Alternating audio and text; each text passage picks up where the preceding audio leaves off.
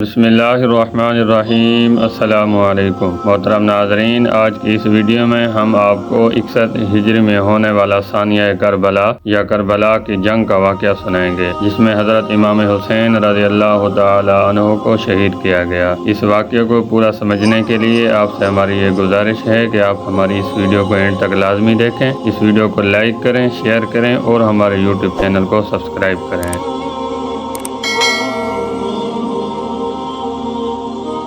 محترم ناظرین، ثانیہ کربلا، واقعہ کربلا یا کربلا کی جنگ 10 محرم الحرام 61 ہجری بمطابق 9 یا 10 اکتوبر 680 عیسوی کو موجودہ عراق میں کربلا کے مقام پر پیش آیا۔ اس جنگ میں نواسۂ رسول صلی اللہ علیہ وآلہ وسلم حضرت امام حسین رضی اللہ تعالی عنہ، ان کے حامیوں اور رشتہ داروں کے ایک چھوٹے سے گروہ حسین ابن علی رضی اللہ تعالی عنہ کے ساتھ 72 ساتھی، کچھ غلام، 22 اہل بیت کے جوان اور خاندان نبوی کی کچھ خواتین اور بچے شامل تھے، اور اموی ظالم حکمران یزید اول کی ایک بڑی فوج کے بین ہوئی، جس کو حسین ابن علی رضی اللہ تعالی عنہ نے تسلیم کرنے سے انکار کر دیا، جس میں اموی خلیفہ یزید اول کی فوج نے پیغمبر اسلام محمد صلی اللہ علیہ وآلہ وسلم کے نواسے حضرت امام حسین رضی اللہ تعالی عنہ اور ان کے رفقا کو لڑائی میں شہید کر دیا گیا۔ حضرت امام حسین رضی اللہ تعالی عنہ